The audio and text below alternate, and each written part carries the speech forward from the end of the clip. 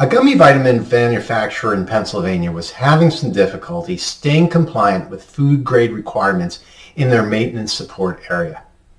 I was asked to come in to see if I could assist the team in developing a system that would be 100% compliant, improve the safety and the productivity of the maintenance support area. Given a team of 6 mechanics and 1 supervisor, we learned together lean principles and how 5S might help improve the situation. Following the training, we took a tour of the existing maintenance area, and I let the team self-assess their situation based upon what they had learned in the meeting room. Now, they thought they were pretty good and didn't see much room for improvement. From my vantage point, things looked pretty cluttered, disorganized, and it was clear to me that compliance would be a hit or miss situation given the way their area was organized. I thought then, since they didn't really see much difference in what they could do, that we should take a tour of a couple other areas in the factory that had done some 5S in the past. Our first stop was a manufacturing line where we met a technician who had some time to show us what 5S was done in their area and how it helped them be safer and more productive.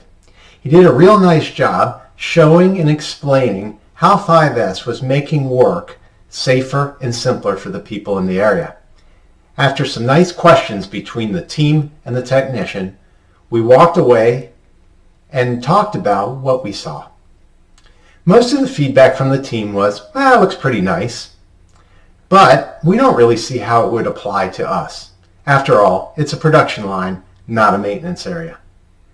Knowing that they might feel this way, I planned a second tour stop, the weld shop, which had done a 5S event about 6 months before and had done an amazing job to organize the area in such a way that it was so much safer, more responsive, and more productive for the people working there in the shop.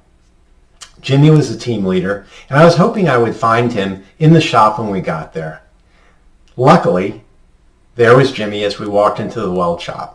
Now, Jimmy was doing some work, and I didn't really want to interrupt his work, but I also wanted to give the team a tour properly. So I asked Jimmy if he would mind if we gave a tour of the shop while he was working. Jimmy said that's fine, but try not to get in my way while I'm doing my work. You see, Jimmy's a man of few words, and he's not a big fan of management or consultants. But if he gets behind something, you can't stop him. So I asked him if he wanted to give the tour. He said, no, Adam, I need to do my work. You give the tour. And remember, don't get in my way. So I thanked him, and so I took the team around the shop, showing them some of the really awesome improvements that the weld shop team had made, including the storage of raw materials, the equipment layout, and the workspaces. Finally, I got to the tool board. Now, I noticed that as I was giving this tour, Jimmy started paying attention to what I was describing. I'm pretty sure what he was interested in was how well I represented what actually had happened during the event. But it also seemed that the pride was growing in him as he was listening to my description of what was going on. Now, the team was engaging pretty well because they now could see an area that looked very similar to theirs, yet was in a much better place than where they were starting from. So I gave a tour. I started talking about the tools on the tool board and how they worked. Now I noticed Jimmy was paying a lot more attention, and you could see the pride in his face just growing and growing. In the middle of taking a level off the board, Jimmy stopped me right there and said this, Adam, you need to stop talking right now. Team, let me tell you, this stuff may sound silly, and this stuff may sound stupid, but this stuff works. Now, Jimmy didn't really say stuff, but for the sake of the story, that's the word I'll use. At that moment, I knew that the team understood that this really was a viable working system that they could use in their maintenance area. So I thanked Jimmy, put the level back on the board, and we took a walk back to the maintenance area. Now, when we got back to the maintenance area, the team was just excited and engaged. They started to see all the things they can do to make their area much safer, more responsive, and more productive, and of course compliant. Knowing that mechanics are quite competitive, I tried to push them to get to a point where whatever they did would become better than anything they had seen. They thought that they were up for the challenge.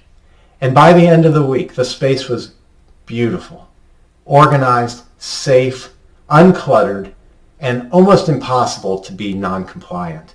Somebody like me who knew nothing of what compliance meant, knew what the rules of the space were and how I was supposed to interact. At the end of the week, the team did a report out with a packed house of leadership and staff and other mechanics. During that time, the team leader and the team explained with great pride all the solid work they had done and how it was going to keep them safer, more productive, more responsive, and certainly compliant.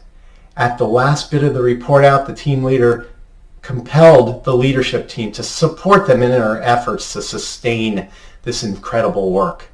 You could see the ownership and the pride of the team as they knew they had done something great. 3 months later, I was in the plant and I took a walk into that area and just was amazed at not only was it as good as we had left it at the end of that week, but it was even better as more things were labeled, organized, and perfectly located. I hope this story provided you with some inspiration to revisit your own processes. I have a lot more I'd like to share. Head over to pi-partners.com to learn how I can help.